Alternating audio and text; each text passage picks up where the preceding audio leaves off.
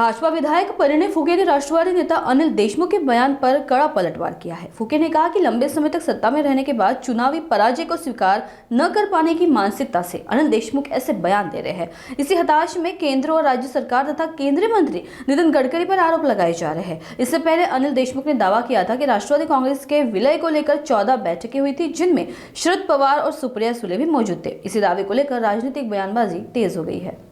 गडकरी साहेबांनी छोट्या विमानाने खाजगी विमानानं प्रवास कुठेतरी टाळायला पाहिजे। म्हणजे ज्या पद्धतीने अजित पवारांचा अपघात झाला त्यानंतर शंका कुशंका उपस्थित केल्या त्यावरून त्यांनी अप्रत्यक्ष भाजपला टोला लागला। मला असं वाटतं की अनिल बाबू निवडणुकीत जे पराजय झाला त्यांचा आणि कुठेतरी अनेक वर्षापासून सत्तेत असलेले मंत्री असलेले अनिल बाबू परत सत्तेत येऊ शकत नाही।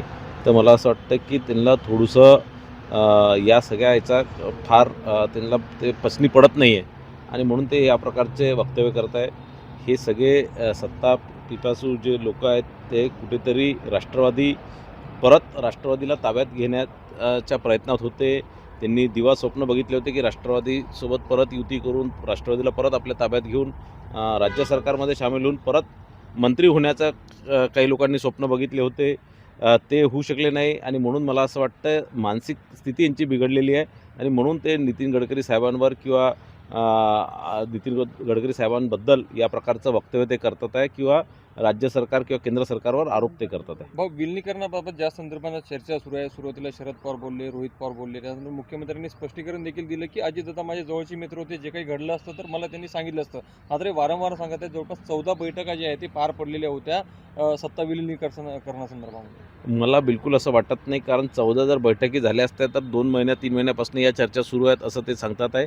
पण या संदर्भातलं कुठेही मीडियामध्ये किंवा कुठेही या संदर्भात कुठेही बातचीत आपल्याला बघायला मिळत नाही। मला असं वाटतं अजितदादा गेल्याचा हे लोक फायदा किंवा अजितदादा नसल्याचा फायदा हे लोक कुठेतरी घेण्याचा प्रयत्न करतात आणि परत राष्ट्रवादीमध्ये परत स्वतःला समाविष्ट करून घेण्याचा केविलवाना प्रयत्न हे करतात आहे। मला असं वाटतं की आता सुमित्राताई पवार राष्ट्रवादीच्या सर्वसर्व नेत्या आहे त्या हे सगळं होऊ देणार नाही, कारण ज्या प्रकारे या सगळ्या लोकांनी अजितदादांना त्रास दिला, ज्या प्रकारे अजितदादांवर आरोप केले, टीका केली, तर मला असं वाटत नाही की सुमित्राताई पवार यांना माफ करणार।